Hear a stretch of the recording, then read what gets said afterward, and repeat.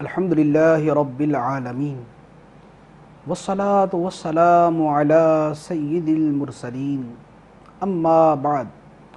فاعوذ باللہ من الشیطان الرجیم بسم اللہ الرحمن الرحیم الصلاة والسلام علیک یا رسول اللہ وعلی آلک واصحابک یا حبیب اللہ الصلاة والسلام علیک یا نبی اللہ وعلی آلک واصحابک یا نور اللہ۔ سنن نسائی شریف کی حدیث مبارک ہے۔ حضرت ابو طلحہ رضی اللہ تعالی عنہ سے روایت ہے، فرماتے ہیں کہ سرکار دو عالم صلی اللہ تعالی علیہ وآلہ وسلم ایک دن تشریف لائے تو آپ کے چہرہ مبارکہ پر خوشی کے آثار تھے، اور سرکار دو عالم صلی اللہ علیہ وآلہ وسلم نے ارشاد فرمایا کہ میرے پاس جبرائیل امین حاضر ہوئے اور عرض کی، یا رسول اللہ صلی اللہ علیہ وسلم، کیا آپ کو یہ بات پسند نہیں کہ آپ کی امت میں کوئی شخص آپ پر ایک مرتبہ درود پڑھے گا، اللہ عز و جل اس پر 10 مرتبہ رحمت نازل فرمائے گا، اور آپ کی امت میں جو شخص آپ پر ایک مرتبہ سلام بھیجے گا، اللہ عز و جل اس پر 10 مرتبہ سلام بھیجے گا۔ صلو علی الحبیب صلی اللہ تعالی علی محمد صلی اللہ علیہ وسلم۔ فیضان قرآن کے آج کے اس سلسلے میں ہم سورہ بقرہ کی آیت نمبر 88 سے تفسیر سنیں گے۔ اللہ عز و جل نے ارشاد فرمایا، وَقَالُوا قُلُوبُنَا غُلْفٌ بَلْ لَعَنَهُمُ اللَّهُ بِكُفْرِهِمْ فَقَلِيلًا مَا يُؤْمِنُونَ۔ اور یہودیوں نے کہا، ہمارے دلوں پر پردے پڑے ہوئے ہیں۔ یہ بات نہیں، بلکہ اللہ نے ان کے کفر کی وجہ سے ان پر لعنت کر دی ہے، تو ان میں سے تھوڑے لوگ ہی ایمان لاتے ہیں۔ یہودیوں نے سرکار دو عالم صلی اللہ تعالی علیہ وآلہ وسلم سے مذاق کے طور پر یہ بات کہی تھی کہ ہمارے دلوں پر پردے پڑے ہوئے ہیں۔ مراد یہ تھی کہ نبی کریم صلی اللہ علیہ وآلہ وسلم کی ہدایت ہمارے دلوں تک نہیں پہنچتی۔ اللہ عز و جل نے ارشاد فرمایا ان کا رد کرتے ہوئے کہ یہ لوگ جھوٹے ہیں، کیونکہ اللہ عز و جل نے دلوں کو فطرت پر پیدا فرمایا اور حق قبول کرنے کی صلاحیت اس میں پیدا فرمائی۔ یہودیوں کا ایمان نہ لانا ان کے کفر کی شامت ہے کہ نبی کریم صلی اللہ تعالی علیہ وآلہ وسلم کی نبوت پہچاننے کے بعد انہوں نے صرف ضد و عناد اور حسد و بغض کی وجہ سے ایمان لانے سے انکار کیا، اور اس کا اثر یہ ہوا کہ ان کے دل نعمت حق قبول کرنے سے محروم ہو گئے۔ اس کے بعد اللہ عز و جل نے ارشاد فرمایا، وَلَمَّا جَاءَهُمْ كِتَابٌ مِّنْ عِنْدِ اللَّهِ مُصَدِّقٌ لِمَا مَعَهُمْ وَكَانُوا مِنْ قَبْلُ يَسْتَفْتِحُونَ عَلَى الَّذِينَ كَفَرُوا فَلَمَّا جَاءَهُمْ مَا عَرَفُوا كَفَرُوا بِهِ فَلَعْنَةُ اللَّهِ عَلَى الْكَافِرِينَ۔ اور جب ان کے پاس اللہ کی وہ کتاب آئی جو ان کے پاس موجود کتاب کی تصدیق کرنے والی ہے، اور اس سے پہلے یہ نبی اس کے وسیلے سے کافروں کے خلاف فتح مانگتے تھے، تو جب ان کے پاس وہ جانا پہچانا نبی تشریف لے آیا تو اس کے منکر ہو گئے، تو اللہ کی لعنت ہو انکار کرنے والوں پر۔ یہاں آیت مبارکہ میں اللہ عز و جل نے قرآن اور صاحب قرآن سرکار دو عالم صلی اللہ تعالی علیہ وآلہ وسلم کی عظمت کو بیان فرمایا۔ قرآن پاک کی عظمت بیان فرمائی کہ قرآن پاک سابقہ کتابوں کی تصدیق فرمانے والا ہے۔ قرآن پاک جو دیگر کتابوں کی تصدیق کرتا ہے وہ دو طرح سے ہے۔ ایک تو یہ ہے کہ قرآن پاک یہ بیان فرماتا ہے کہ اللہ تعالیٰ نے گزشتہ زمانے میں اپنے انبیاء پر کتابیں نازل فرمائی، تورات اور انجیل اور زبور اور دیگر کتابوں کو نازل فرمایا۔ قرآن پاک اس کی تائید کرتا ہے۔ تو قرآن پاک کا یہ تصدیق کرنا یہ اس کے مصدق ہونے کی علامت ہے۔ اور دوسری بات یہ ہے کہ پچھلی کتابوں میں یہ فرمایا گیا تھا کہ قرآن نازل ہوگا، آخری نبی پر قرآن نازل ہوگا، تو اب قرآن نازل ہو گیا تو اب پہلی کتابوں کی تصدیق ہو گئی کہ جو ان میں فرمایا گیا تھا وہ درست ہے۔ تو قرآن پاک یوں دو طریقے سے سابقہ کتابوں کی تصدیق فرماتا ہے۔ اس کے ساتھ اللہ عز و جل نے صاحب قرآن سرکار دو عالم نور مجسم صلی اللہ تعالیٰ علیہ وآلہ وسلم کی شان بیان فرمایا وَكَانُوا مِن قَبْلُ يَسْتَفْتِحُونَ عَلَى الَّذِينَ كَفَرُوا، اور اس سے پہلے یہ لوگ یعنی یہودی اس نبی کے وسیلے سے کافروں کے خلاف فتح مانگتے تھے۔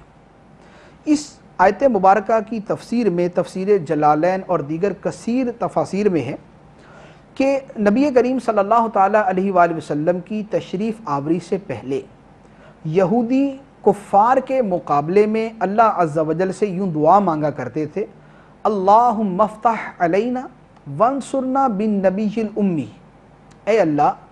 ہمیں نبی امی صلی اللہ تعالیٰ علیہ وآلہ وسلم کے صدقے میں فتح و نصرت عطا فرما۔ تو وہ یہودی کہ جو سرکار دو عالم صلی اللہ تعالیٰ علیہ وآلہ وسلم کے وسیلے سے اللہ کی بارگاہ میں فتح و نصرت کی دعائیں مانگا کرتے تھے، اللہ عز و جل فرماتا ہے فَلَمَّا جَاءَهُمْ مَا عَرَفُوا،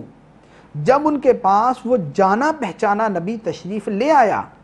جس کو وہ پہلے سے جانتے اور پہچانتے تھے، تو انہوں نے کیا کیا؟ کَفَرُوا بِهِ، تو کفر کرنے لگے، اس نبی کا انکار کر دیا۔ تو چونکہ انہوں نے جان بوجھ کر حق کو پہچاننے کے بعد نبی کریم کا انکار کیا، تو اللہ عز و جل فرماتا ہے فَلَعْنَةُ اللَّهِ عَلَى الْكَافِرِينَ، اللہ کی لعنت ہو کافروں پر، انکار کرنے والوں پر۔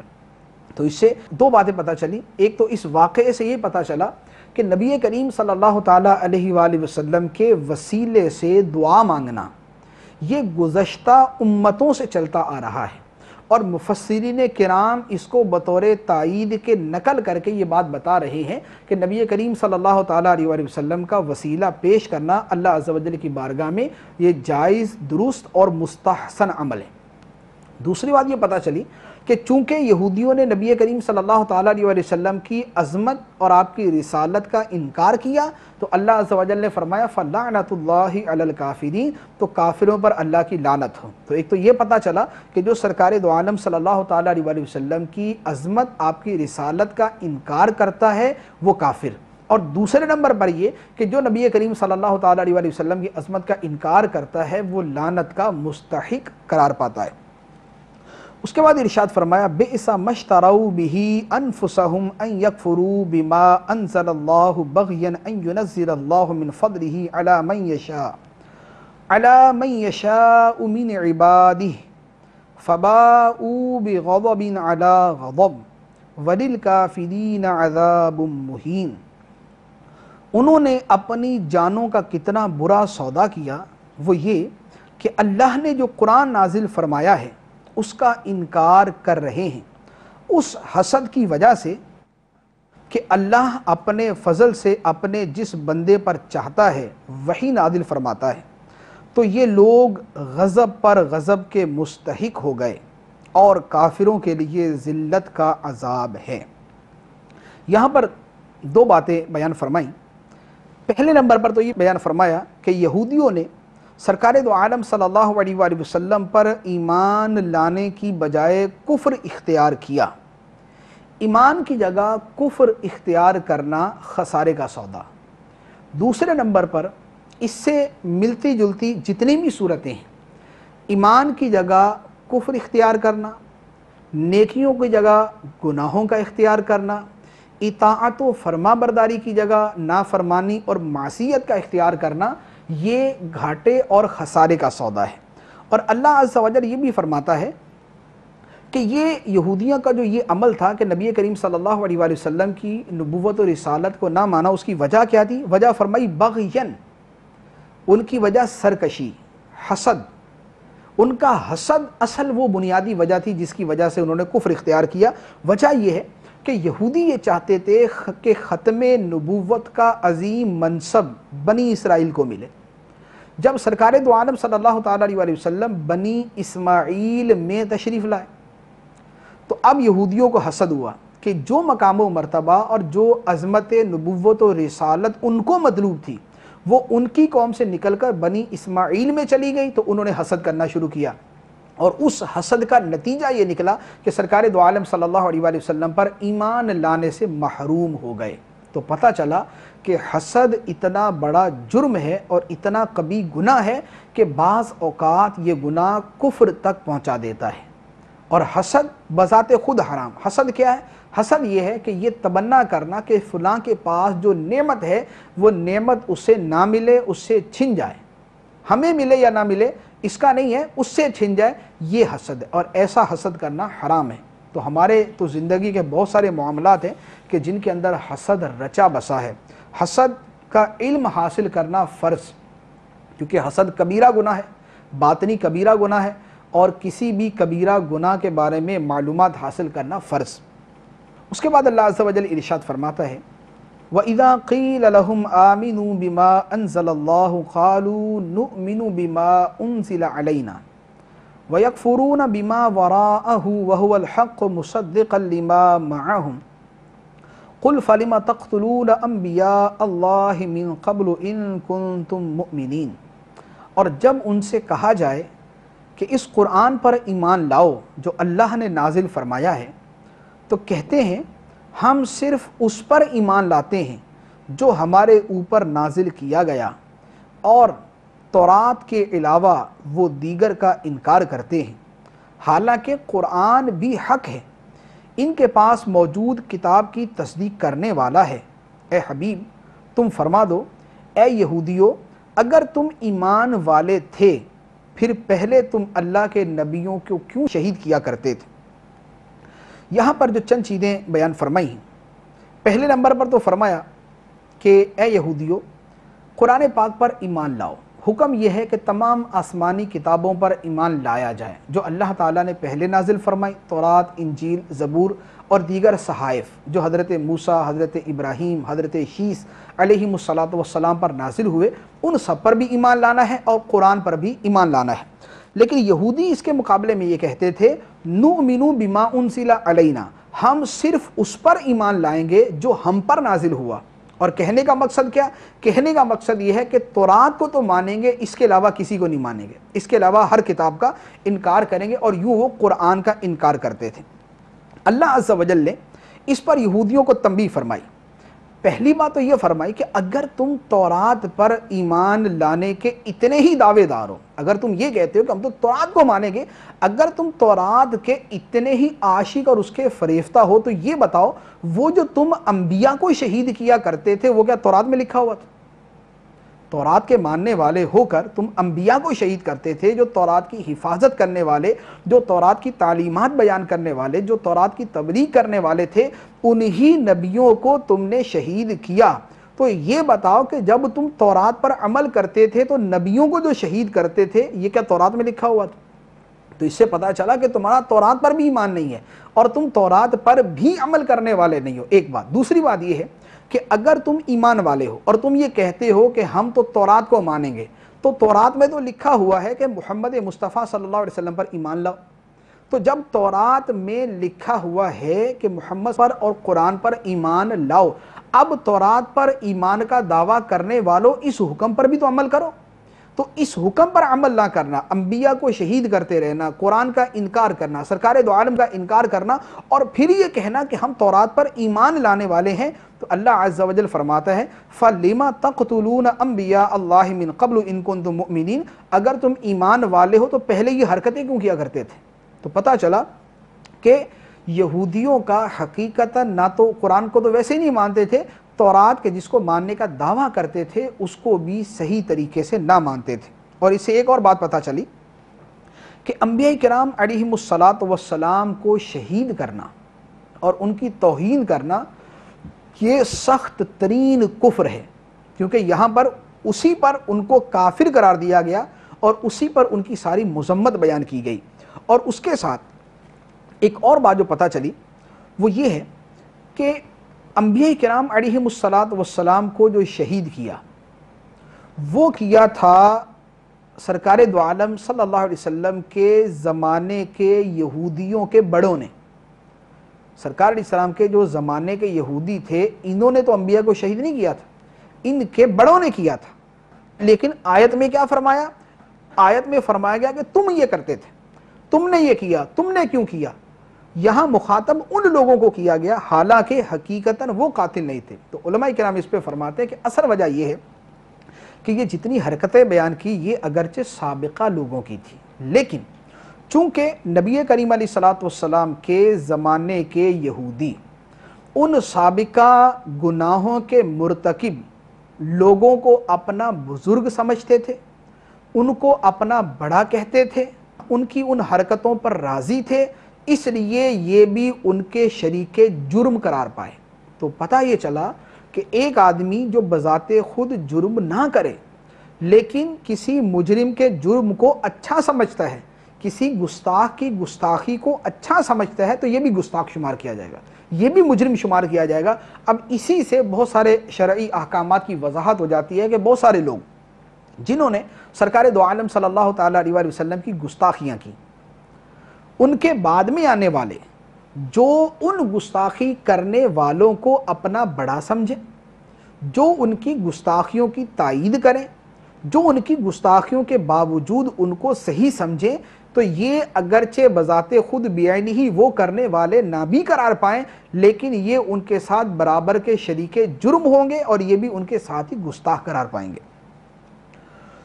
اس کے بعد اللہ عز و جل نے ارشاد فرمایا وَلَقَدْ جَاءَكُم مُوسَىٰ بِالْبَيِّنَاتِ ثُمَّ اتَّخَذْتُمُ الْعِجْلَ مِن بَعْدِهِ وَأَنْتُمْ ظَالِمُونَ،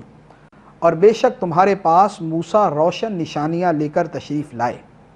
پھر تم نے اس کے بعد بچڑے کو معبود بنا لیا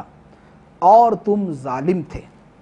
یہاں دوبارہ اللہ عز و جل نے حضرت موسیٰ علیہ السلام کے طور پر تشریف لے جانے اور قوم کے آپ علیہ الصلوۃ والسلام کے بعد بچڑے کو معبود بنانے کا تذکرہ کیا۔ اس کا تذکرہ پہلے بھی گزر چکا، اور سورہ طٰہٰ کے اندر آیت نمبر 85 سے لے کر آیت نمبر 98 تک جو آیات مبارکہ ہے اس میں بڑی مفصل وضاحت کے ساتھ اس کو بیان فرمایا۔ دوسرے نمبر پہ یہ پتہ چلا کہ گائے کی عبادت یہ زمانہ قدیم سے چلتی آ رہی، اور مسلمانوں کو گائے ذبح کرنے کا حکم ہے اور گائے کی تعظیم کرنے کی اجازت نہیں، کیونکہ گائے کی تعظیم کرنا کافروں کا طریقہ ہے اور ہمیں کافروں کی مشابہت سے بچنے کا فرمایا گیا، ہمیں تو ذبح کرنے کا فرمایا گیا، تو ہم نہ کافروں کا عمل کریں گے اور نہ کافروں کے ساتھ مشابہت اختیار کریں گے۔ تیسری بات جو یہاں بیان فرمائی، بنی اسرائیل کو یہ واقعات جو یاد دلائے جا رہے ہیں، کیونکہ اب یہ جو کام کیے وہ تو حضرت موسیٰ علیہ السلام کے زمانے کے یہودیوں نے کیے، بعد والوں کو جو یہ سب کچھ یاد دلایا جا رہا ہے تو اصل میں ان کو یہ بتایا جا رہا ہے کہ تمہاری پرانی عادت یہ چلتی آ رہی ہے کہ تم نبی کریم کے احکام تو کیا مانو، جس نبی کو تم مانتے ہو، حضرت موسیٰ علیہ السلام جس نبی کو تم مانتے ہو، تم ان کی بات بھی پوری طریقے سے نہیں مانتے تھے، ان کے وہ بھی جیسے ہی منظر عام سے تھوڑا سا ہٹتے تھے تو تمہاری حرکتیں جو ہے وہ اپنے اصل کے مطابق ہو جایا کرتی تھی۔ تو یہ ان کو یہ بتایا جا رہا ہے کہ حضرت موسیٰ علیہ السلام کو بھی تم صحیح طریقے سے نہیں مانتے تھے۔ اس کے بعد پھر دوبارہ بنی اسرائیل کے انہی واقعات کی دہرائی کرتے ہوئے ارشاد فرمایا وَإِذْ أَخَذْنَا مِيثَاقَكُمْ وَرَفَعْنَا فَوْقَكُمُ الطُّورَ خُذُوا مَا آتَيْنَاكُمْ بِقُوَّةٍ وَاسْمَعُوا قَالُوا سَمِعْنَا وَعَصَيْنَا وَأُشْرِبُوا فِي قُلُوبِهِمُ الْعِجْلَ بِكُفْرِهِمْ قُلْ بِئْسَ مَا يَأْمُرُكُمْ بِهِ إِيمَانُكُمْ إِن كُنتُم مُؤْمِنِينَ۔ اور یاد کرو جب ہم نے تم سے عہد لیا اور کوہ طور کو تمہارے سروں پر بلند کر دیا اور فرمایا چلو اب مضبوطی سے تھام لو اس تورات کو جو ہم نے تمہیں عطا کی ہے اور ہمارے احکام دھیان سے سنو۔ اس پر یہودیوں نے کہا ہم نے سن تو لیا لیکن مانا نہیں، اور در حقیقت ان کے کفر کی وجہ سے ان کے دلوں میں تو بچھڑے کی محبت گھسی ہوئی تھی۔ اے حبیب تم فرما دو اگر تم ایمان والے ہو تو تمہارا ایمان تمہیں کتنا برا حکم دیتا ہے۔ یہاں جو چند چیزیں بیان فرمائی ہیں یہ نہایت ہی توجہ طلب ہے اور بہت زیادہ نصیحت آموز ہے۔ پہلے نمبر پر تو وہی بات ارشاد فرمائی کہ یہودیوں نے جب تورات پر عمل کرنے سے انکار کیا تو کوہ طور کو ان کے اوپر بلند کر دیا گیا ڈر کے مارے انہوں نے کہہ دیا کہ جی ہم تو مانتے ہیں، دلوں کے اندر وہی تھا کہ نہیں مانتے، لیکن اوپر اوپر سے کہہ دیا کہ مانتے ہیں۔ اور چونکہ شریعت ظاہر کا مکلف کرتی ہے، شریعت جو ہے وہ ظاہر کا اعتبار کرتی ہے، اس لیے ان کے ظاہری قول و قرار کی وجہ سے ان کی بات کو مان لیا گیا اور کوہ طور ان سے ہٹا دیا گیا۔ اب اس کے بعد ارشاد فرمایا کہ یہ جو اللہ عز و جل کے احکام سے بار بار روح گردانی ہے اور اللہ تعالیٰ کے احکام ان کے دل میں جمتے نہیں ہیں، اس کے پیچھے کیا راز ہے، اس کے پیچھے کیا سبب ہے؟ تو ایک واقعہ بیان فرمایا اور اس کے اندر ایک چیز ایسی بیان فرمائی کہ جو بہت ساری چیزوں سے پردہ ہٹانے والی ہے۔ ارشاد فرمایا وَأُشْرِبُوا فِي قُلُوبِهِمُ الْعِجْلَ، اور ان کے دلوں میں بچھڑے کی محبت گھسی ہوئی تھی۔ تو معلوم ہوا کہ جب تک دل میں برائی کی لذت موجود ہے تب تک ایمان اور اعمال صالحہ کی شیرینی دل میں داخل نہیں ہو سکتی۔ گناہوں پر اصرار ایمان کی مٹھاس محسوس نہیں ہونے دیتا۔ نیکوں اور نیکیوں سے محبت ایمان کی علامت، اور بروں اور برائیوں سے محبت یہ ایمان کی کمزوری کی علامت ہے۔ ہر شخص اپنے ایمان کی کیفیت کو اپنے قلبی میلان سے پہچان سکتا ہے۔ اب جس دل کے اندر گناہ کی محبت، جس دل کے اندر برائی کی محبت، جس دل کے اندر فلموں، ڈراموں اور اس طرح کی چیزوں کی محبت ہے، ان دلوں میں نماز کا سرور کبھی پیدا نہیں ہو سکتا۔ جس دل کے اندر کھیل کی محبت رچی بسی ہے اس کا نماز میں کبھی دل نہیں لگ سکتا۔ یہ ہر اس آدمی کو پتہ ہے کہ جو کوئی میچ کھیل رہا ہو اور اس وقت نماز کا وقت آ جائے اور اس کو میچ چھوڑ کر نماز پڑھنی پڑے تو اب آپ خود سمجھتے ہیں کہ اس کا دل نماز میں کتنا ہوگا اور کھیل میں کتنا ہوگا، اس کے دل میں نماز کی مٹھاس کتنی ہوگی اور کھیل کی مٹھاس کتنی ہوگی۔ اسی طرح کوئی آدمی اگر میچ دیکھ رہا ہے اور اس وقت نماز کا وقت آ گیا اور وہ نماز کی طرف چلا بھی جائے تو اس کے دل میں نماز کی لذت، نماز کی حلاوت اور نماز کی مٹھاس کتنی آ سکتی ہے؟ نہیں آتی۔ تجربہ شدہ بات ہے کہ اس کے دل میں نماز کی لذت اور نماز کا سرور پیدا نہیں ہوتا۔ تو پتہ چلا کہ جب تک دل میں کسی شے کی محبت موجزن ہے، جب تک برائی کی محبت دل میں رچی بسی ہے، تب تک نیکیوں کی اور ایمان کی محبت نصیب نہیں ہو سکتی۔ اسی لیے سرکار دو عالم صلی اللہ علیہ وآلہ وسلم نے ارشاد فرمایا کہ اگر اپنے دلوں کو ایمان کی مٹھاس پہنچانا چاہتے ہو، اس کا ایک ذریعہ بیان فرمایا کہ جس کے سامنے جو بد نگاہی کرنے پر قدرت رکھتا ہو، یعنی اس کے سامنے کوئی حسین امرد یا اس کے سامنے کوئی عورت ہے اور وہ اپنی نگاہ کو اس حرام میں مبتلا کر سکتا ہو، اس کے باوجود وہ اپنی نگاہ کو پھیر لے اور اپنی نگاہ کو ہٹا لے تو اللہ عز و جل اس نگاہ کے بدلے اس کے دل میں ایمان کی مٹھاس بھر دے گا، اس کے دل میں ایمان کی مٹھاس پیدا فرما دے گا۔ تو گویا ایمان کی مٹھاس کب آتی ہے کہ جب آدمی اپنے نفس کو کچلتا ہے، اپنی خواہش کے خلاف کرتا ہے، گناہ سے دور ہوتا ہے، اپنے دل سے گناہ کی محبت کو ختم کرتا ہے تو اللہ عز و جل اس کے دل میں مٹھاس پیدا فرما دیتا ہے۔ آپ صرف 10 دن کے لیے یہ تجربہ کر کے دیکھ لیں، 10 دن کے لیے گناہوں سے مکمل طور پر کنارہ کشی اختیار کریں اور عبادت کے اندر اپنے دل کو لگا لیں، نماز میں، دیگر عبادات کے اندر حکم شریعت پر تہ دل کے ساتھ عمل کرنا شروع کر دیں۔ آپ کو 10 دن تو کیا، ایک دن کے اندر پتہ چل جائے گا کہ ایمان کی مٹھاس کیا ہوتی ہے اور اعمال صالحہ کی لذت کیا ہوتی ہے۔ پھر اس کے بعد اللہ عز و جل ارشاد فرماتا ہے بئس ما یأمرکم بہ ایمانکم ان کنتم مؤمنین، کہ اے یہودیو اگر تم مومن ہو تو پھر تمہارا ایمان تمہیں کتنا برا حکم دیتا ہے۔ یعنی تم یہ کہتے ہو کہ تم ایمان والے ہو اور حرکتیں کیا، انبیاء کو قتل کرنا، انبیاء کو جھٹلانا، تورات کو نہ ماننا، اس کے احکامات سے منہ پھیرنا، بے عملی، بد عملی، یہ تمہارے سارے اعمال ہیں۔ تو اگر تم ایمان والے ہو تو پھر تمہارا ایمان تمہیں کتنا برا حکم دیتا ہے۔ جو بات ان سے فرمائی گئی اس کا انداز یوں سمجھ لیں کہ جیسے کوئی شخص، کوئی بچہ بہت بری حرکتیں کرے، شرارتیں کرے تو اس کو بول دے کہ بیٹا تیرے باپ نے تجھے یہی سکھایا، تیرے ماں باپ نے تجھے یہ سکھایا۔ اسی طرح کسی استاد کا شاگرد ہے اور وہ بہت زیادہ جو ہے وہ شرارتوں میں اور غلط حرکتوں میں پڑا ہوا تو اس کو بولتے ہیں کہ بیٹا تیرا اسکول تجھے یہی سکھاتا ہے، تیرے استاد تجھے یہ سکھاتے ہیں۔ یا جو ہے کسی پیر کا مرید ہے اور مرید ہونے کے بعد بھی اپنی حرکتوں سے اگر کوئی باز نہ ہے تو اس کو بول دے کہ تیرے پیر نے تجھے یہ سکھایا تھا۔ تو یہ کیا ہوتا ہے؟ یہ اصل میں سرزنش کرنا ہوتا ہے، یہ اس کو شرم دلانا ہوتا ہے کہ جب تم اتنے بڑے پیر کے مرید ہو تو اپنی حرکتیں بھی تو صحیح کرو، جب تم کسی استاد سے باقاعدہ علم حاصل کر رہے ہو تو اپنے اعمال تو صحیح کرو، جب تم اچھے ماں باپ کی اولاد ہو تو کم از کم اپنی حرکتیں تو صحیح کرو، ان کو تو بدنام نہ کرو۔ تو اسی طرح فرمایا کہ اے یہودیو، کیا اگر تم مومن ہو تو کیا تمہارا ایمان تمہیں یہ کہتا ہے کہ تم یہ حرکتیں کرو؟ اور وہی بات جو ان سے کہی گئی وہ ہم اپنے اوپر لگا کے دیکھیں، ہم بھی ایمان والے، ہم بھی کلمہ پڑھتے، دل و جان سے اسلام کو تسلیم کرتے، ہمارا ایمان 100% قطعی طور پہ ہے، لیکن کیا ہمارا ایمان ہمیں یہ حکم دیتا ہے جو ہم حرکتیں کرتے، نماز نہ پڑھنا، روزہ نہ رکھنا، زکوٰۃ نہ دینا، حج نہ کرنا، حقوق العباد پورے نہ کرنا، ماں باپ کو ستانا، رشتہ داروں کے حقوق پورے نہ کرنا، یتیموں کو تنگ کرنا، پڑوسیوں کو تنگ کرنا، مسلمانوں کو ایذا پہنچانا، یہ جو سارے کام کیے جاتے ہیں، کیا ہمارا ایمان ہمیں یہ حکم دیتا ہے؟ تو ہمیں بھی اپنے گریبان کے اندر جھانک کر دیکھنا چاہیے کہ جو ان بنی اسرائیل کو فرمایا گیا کہ تم جو حرکتیں کرتے ہو کیا تمہارا ایمان تمہیں یہ حکم دیتا ہے؟ تو جو حرکتیں ہم کرتے ہیں، جن گناہوں میں ہم پڑے ہوئے، جس بے حیائی اور برائیوں کے اندر ہم ملوث ہیں، تو کیا ہمارا ایمان ہمیں یہ حکم دیتا ہے؟ ہمارا ایمان بھی ہمیں اچھی باتوں کا حکم دیتا ہے، لیکن ہمارا طرز عمل جو ہے وہ ہمارے ایمان کے تقاضوں سے بہت دور ہو چکا ہے۔ اللہ عز و جل ہمیں ہمارے ایمان کے تقاضوں پر عمل کرنے کی توفیق عطا فرمائے۔ اس کے بعد اللہ عز و جل ارشاد فرماتا ہے قُلْ إِن كَانَتْ لَكُمُ الدَّارُ الْآخِرَةُ عِنْدَ اللَّهِ خَالِصَةً مِّن دُونِ النَّاسِ فَتَمَنَّوُا الْمَوْتَ إِن كُنتُمْ صَادِقِينَ۔ اے حبیب تم فرما دو، اگر دوسرے لوگوں کو چھوڑ کر